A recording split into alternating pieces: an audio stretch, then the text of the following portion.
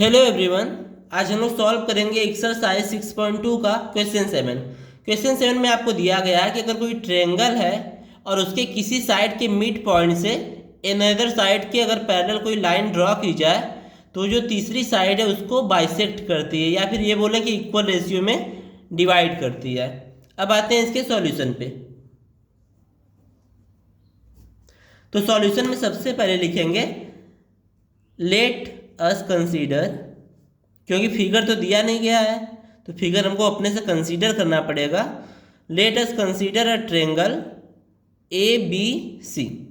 ठीक है, अब देखिए इसमें दिया गया है कि किसी साइड के मिड पॉइंट से, तो मान लेते हैं कि ए बी साइड है और इसका पॉइंट जो डी है वो इसका मिड पॉइंट है, और यहाँ से बी सी के पैरेलल एक लाइन ड्रॉ की गई है। मान लीजिए ये लाइन है जो BC के पैरेलल है और पॉइंट E पे इंटरसेक्ट कर रही है।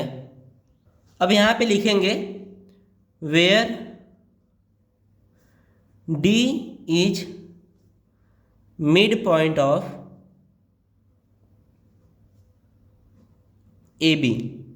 इसका मतलब क्या हुआ, D इसका मिड पॉइंट है, यानी AD और DB आपस में क्या होंगे, बराबर होंगे। तो ये हो जाएगा AD इक्वल्स टू DB। इसको बना लेंगे इक्वेशन 1। इसमें और कुछ दिया गया है कि जो DE है वो किसके पैरेलल है, BC के। तो यहाँ पे लिखेंगे आल्सो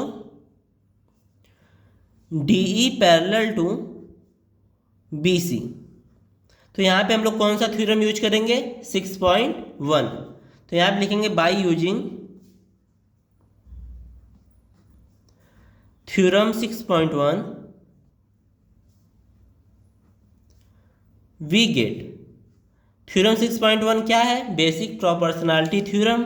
अगर कोई लाइन किसी साइड के पैरेलल है तो अदर टू साइड को इक्वल रेशियो में डिवाइड करेगी। तो यहाँ से हमको क्या मिलेगा कि जो AD और DB का रेशियो है वो AE और EC के रेशियो के इक्वल होगा। तो यहाँ पे लिख देंगे AD upon DB equals to मिलेगा हमको AE अपॉन EC। अब देखिए जो AD है वो तो DB के बराबर है, यानी AD की जगह पे हम लोग क्या रख सकते हैं, DB। तो यहाँ पे AD की वैल्यू क्या रखेंगे, DB। तो ये हो जाएगा DB upon DB equals to AE upon EC from equation 1। अब देखिए ये दोनों तो कैंसिल हो जाएंगे वन टाइम में। अब क्रॉस मल्टीप्लाई कर देंगे तो क्या हो जाएगा, जो EC है वो किसके बराबर हो जाएगा, AE के। और जब EC और AE आपस में बराबर हो गए, यानी ये दोनों डिस्टेंस आपस में बराबर हो गई, इसका मतलब क्या हुआ, जो DE है वो इसको इक्वल रेशियो में डिवाइड कर दिया, यानी बाइसेक्ट कर दिया। तो यहाँ पे लिख देंगे this implies DE bisects AC, और ये हमको प्रूव करना था। तो यहाँ पे लिख देंगे हेंस प्रूव्ड।